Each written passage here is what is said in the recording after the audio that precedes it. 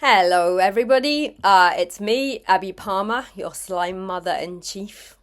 Um, I'd like to welcome you all to a tour we're about to see of Slime Mother at site Sheffield. This was filmed on a cold winter evening in the middle of a thunderstorm. Normally, that's a period when slugs should all be hibernating and fast asleep, so I do hope you'll bear with me. Before we begin, I had a few points I wanted to share. This is a work that I've been living in for several years now, and I've talked about it so many times that sometimes I forget what I've already said.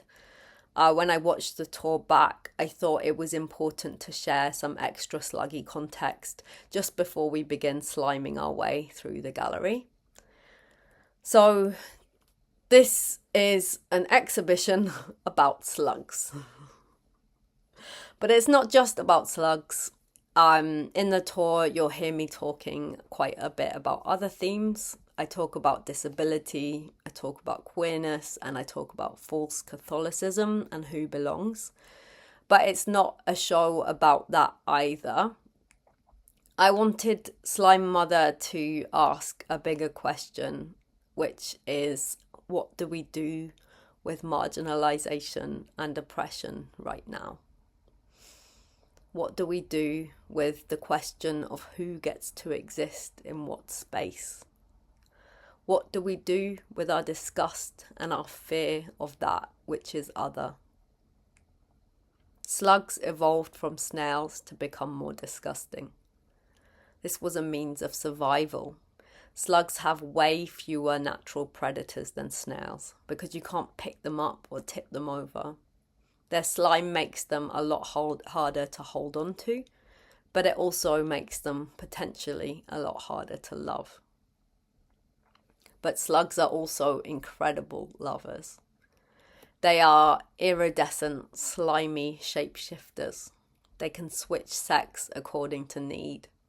Some breeds can inseminate each other at the same time, two penises intertwined improbably. Their copulation is sensual, slimy, and slow. They leave glorious holographic trails behind them. Slugs are often seen as invaders, a thief of the gardener's lettuce or roses. The bastard creature who snuck into your kitchen on a warm summer night and rudely placed itself under your bare foot. It's generally agreed that the world would be better if there were less of them. As I worked on this show, multiple genocides have been unfolding.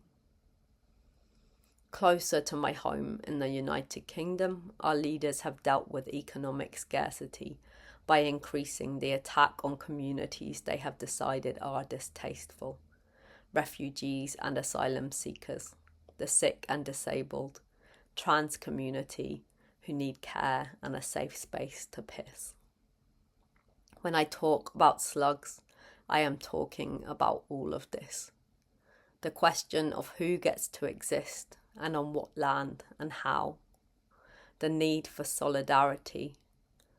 The ongoing tension between holding up one marginalized creature and celebrating them for a moment, while also understanding that this will never be enough. And in all of this, we deserve a place to rest and be held. Sometimes we just need a moment of ecstasy, a glorious sluggy disco, a place to lie down. If you enjoyed Slime Mother and you want to know more about the many facts and feelings I've brought to my work on slugs, you could also turn to my work, Slugs a Manifesto, which I wrote alongside the show and I reference in the exhibition. But that's all the context I think you'll need for now. So let's start the tour. Hope you have a nice slime.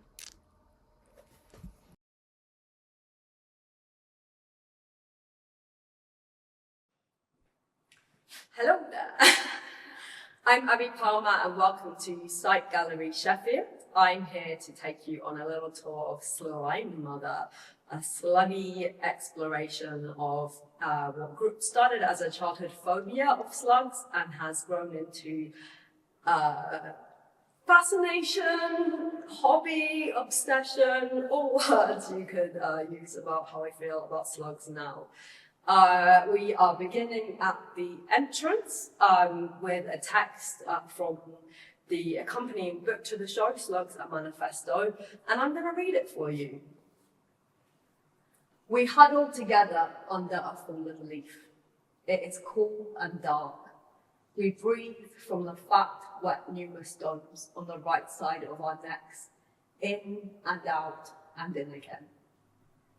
Our damp skin breathes too, steam rising in barely visible wisps. Our pores expand to absorb one another, a shared wetness, a holy water, making us whole, flattening the wrinkles on my pruny back. I pledge this to you. Whoever chooses to rest with us under this humble leaf will not go thirsty. So to talk about some context of that, slugs, and I was thinking a lot about marginalization when I made this exhibition. Slugs and snails are actually quite cooperative in how they interact with each other. One of my big questions in this exhibition is why are snails so celebrated when slugs aren't? But they really do share moisture, and they'll share it with other creatures too. So because slugs don't have a shell, they'll in the middle of the day, they'll hide under dark, spooky leaves and emit the condensation of their bodies into the atmosphere, and then that will moisten the entire environment, and everyone who's in the space, like beetles or snails or other creatures, will all benefit from that. So it's like a collective moisture in times of scarcity.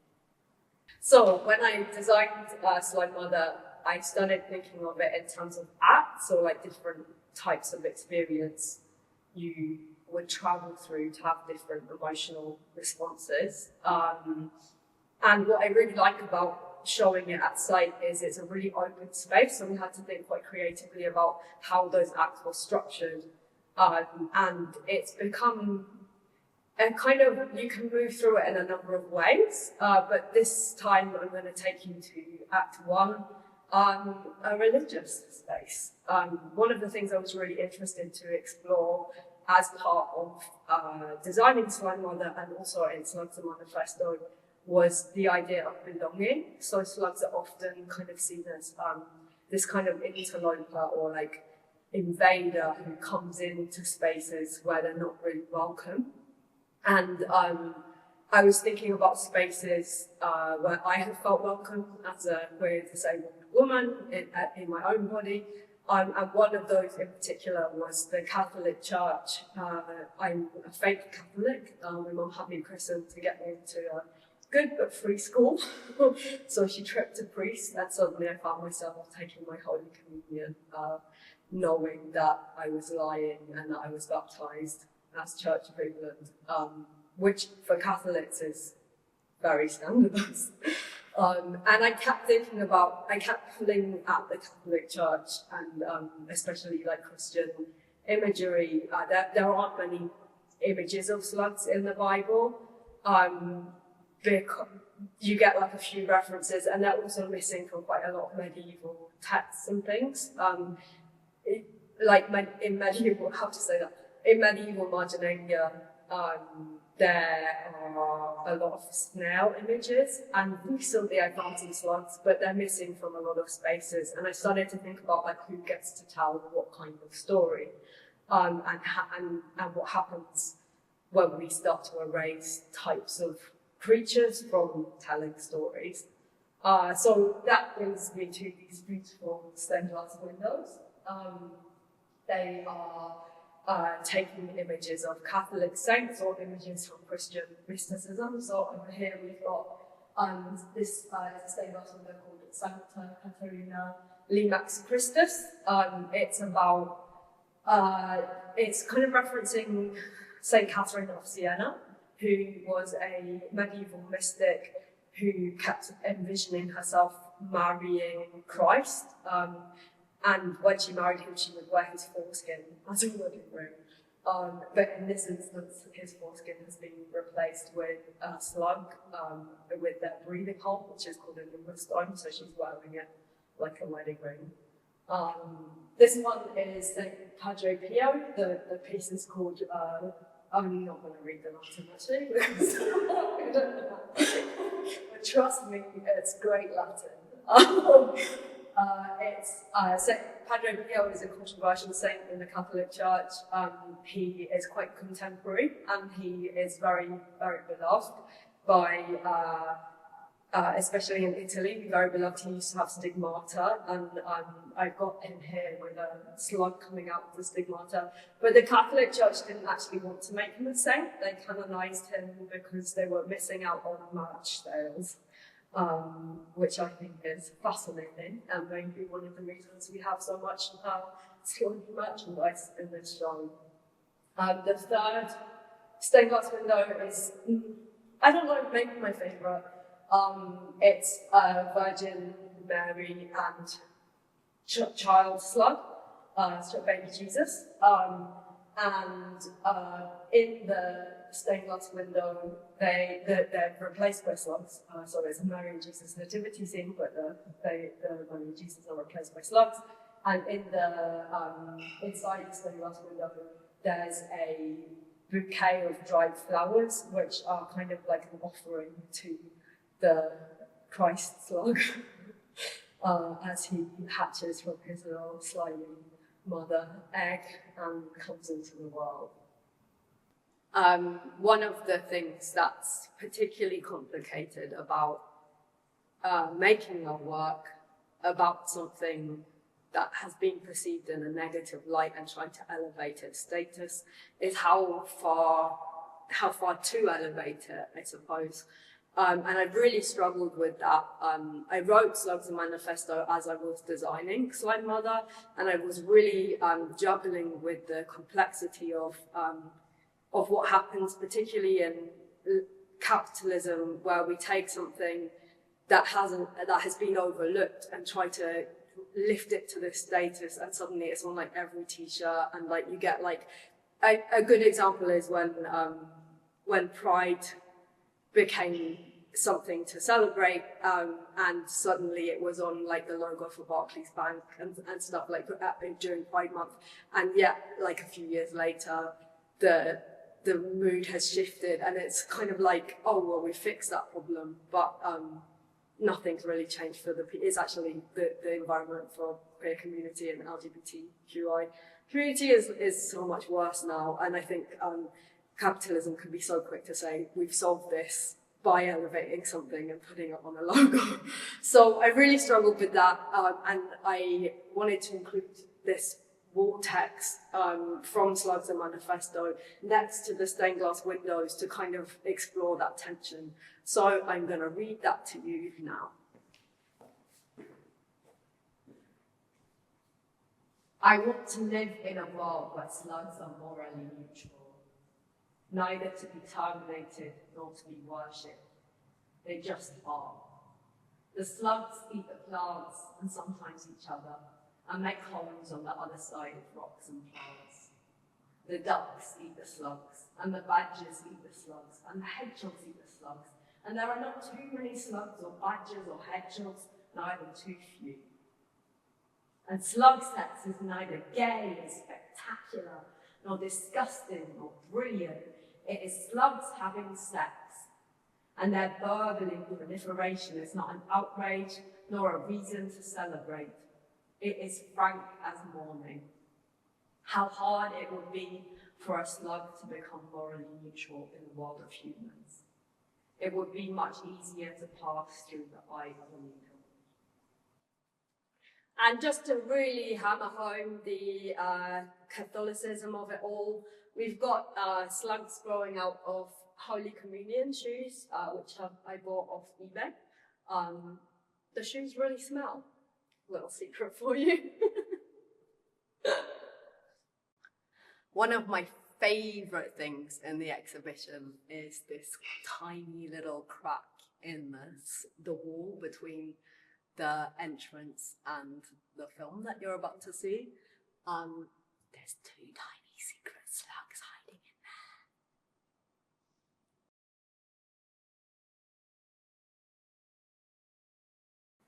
And now let's all have a little sit down as we enjoy the movie Slime Mother.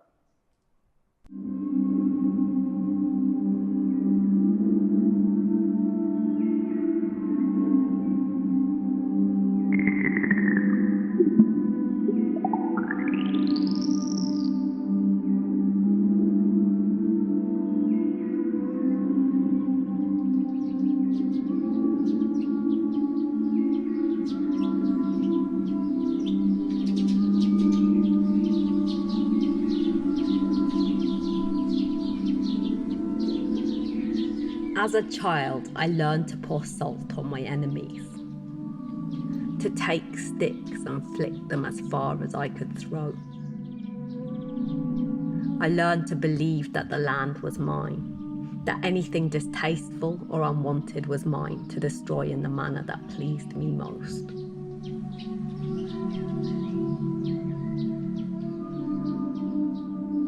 Now I am older, I have learned what it means to live in a hated body.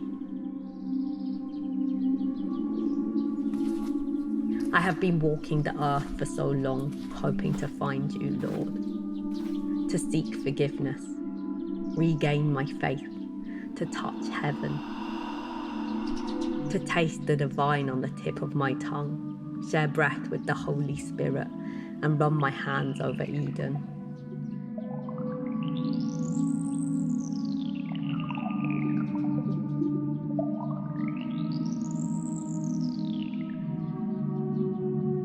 But I had no desire to ascend into clouds to know you. I truly believed that if I could just dig my fingers into the thick soil far enough, I would find you here where the worms are busy churning earth. I would find you, your spirit made flesh.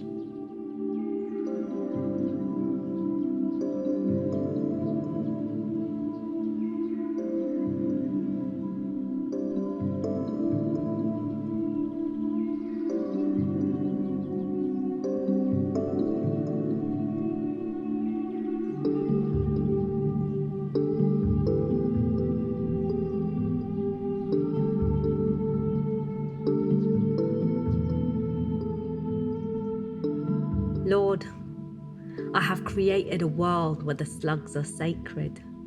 They fill houses of worship, your Holy Ghost, a slimy, shape-shifting ectoplasm.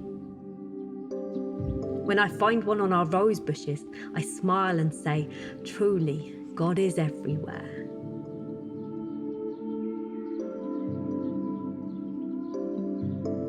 In this space, we worship the slug body, the divine, the resilient, the wily, the virile, the abundant, the slippery, the adaptable, the obscene.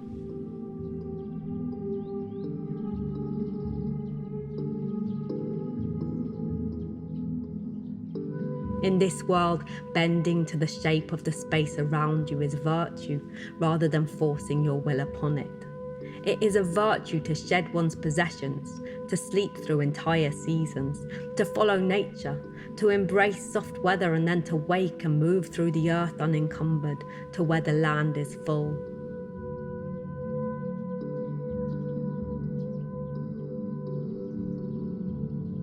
People ask why I'm doing this. I say, did you know that a slug can reproduce without a partner if it needs to? Is that not God-given? Is that not immaculate? Are these not the righteous who shall inherit the earth?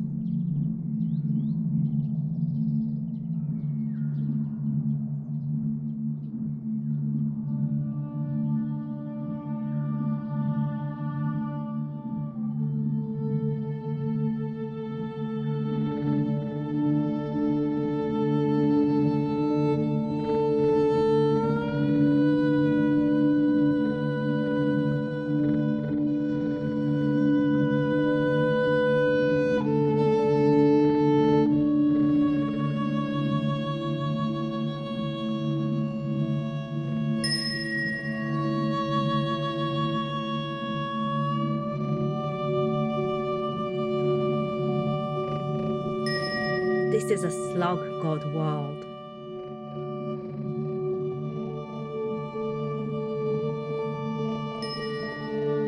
We worship only places in which to slip, to crawl and lie together in the silent dark.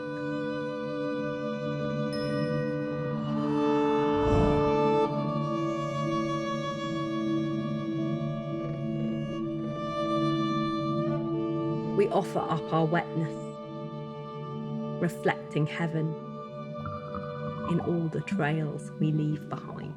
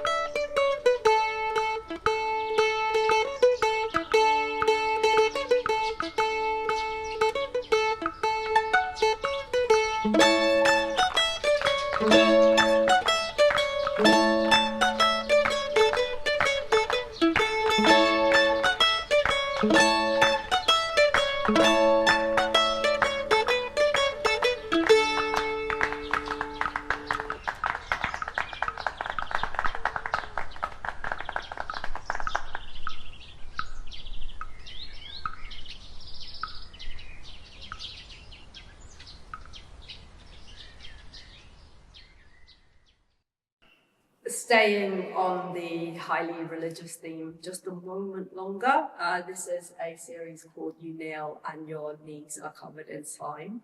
It's some old church leaders taken from a refurbished church, and they've been invaded by slugs who are stitched into the tapestries. They're eating all of the flowers in all of the ones with flowers, and the slime is sort of represented by so much beading, because I had quite a lot of fun with my studio mate lately doing that. So they're really sluggy, slimy, and it would actually hurt your knees quite a lot if you ever did kneel on them.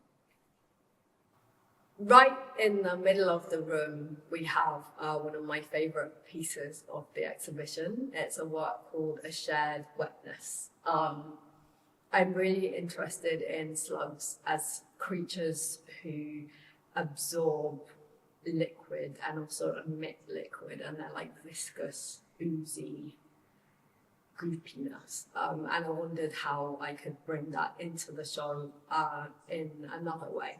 So what we did was we dehydrated a lot of clay in the center of this fountain here, and above it we've got some very gently dripping IV tubes that will feed into clay bowls that drip into the fountain. So over time the clay is being rehydrated, and then you as an audience member are invited to dip your hands into the fountain and leave your mark on the wall behind it.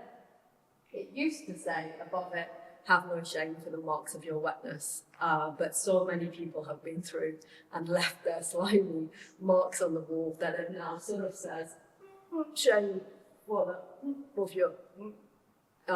But I hope you kind of get the gist. I think that's truly the way to show that lack of shame as much of anything. What I really love about it is it's durational as a work in all ways. So like the bowl empties and fills depending on the drips and the number of people coming through, and sometimes we have to replace the clay.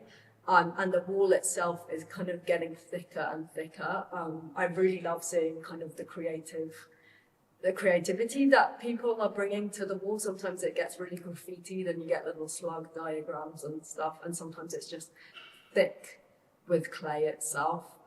It feels so nice to have a work that is as collaborative and wet and slimy as I like to think of slugs as being. What you're about to see is a slug disco.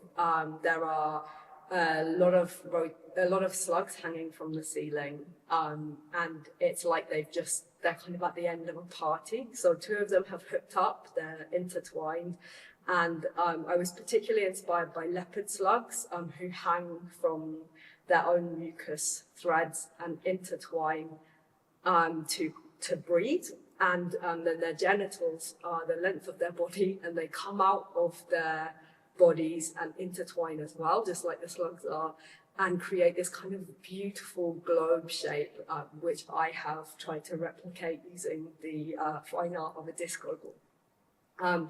I really wanted it to feel like that kind of moment at the end of a party where anything could happen.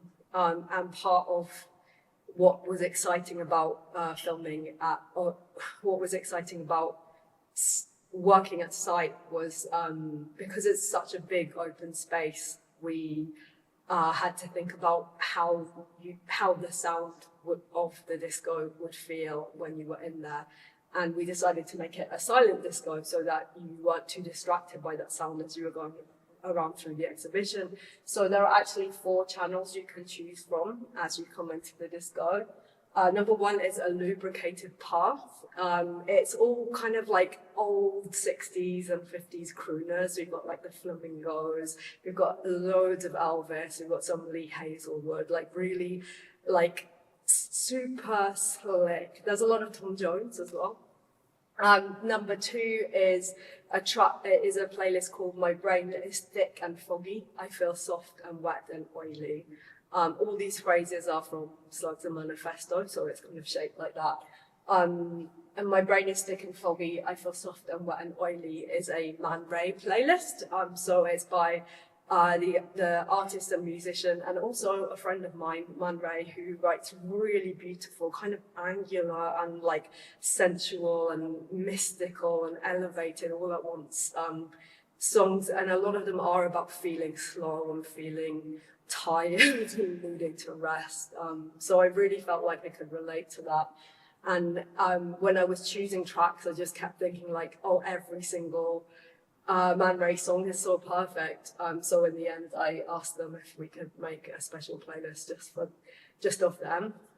Number 3 is a very different playlist. It's called Picture This, Your Lips Are Thick with Holographic Lip Gloss.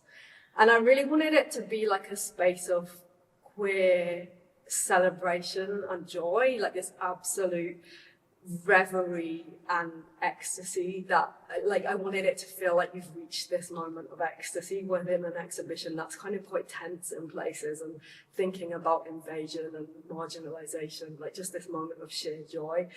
So it's got like Janelle Monáe, it's got some really cool 80s tracks, like there's some Bronski beat on there, there's Eurythmics, so it's just like a really great disco.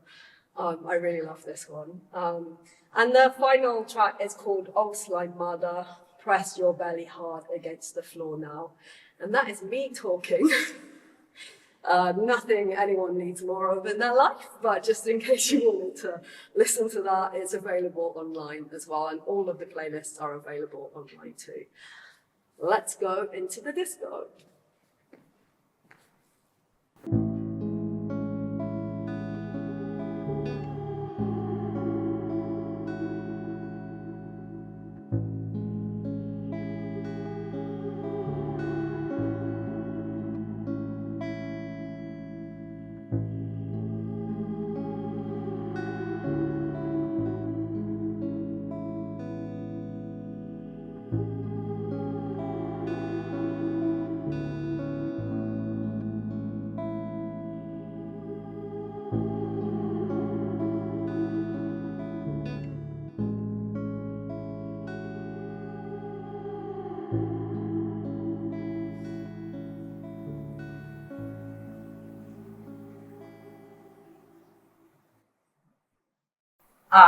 So leaving the disco, there's one final slug.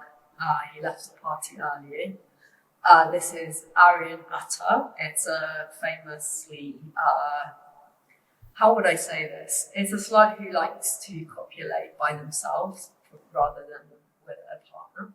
So they self-reproduce. All slugs have the capacity to, but this guy really prefers to. And I feel like we can all relate to that sometimes. So now it's time for us all to leave the party. Thank you so much for joining us on this guided tour today.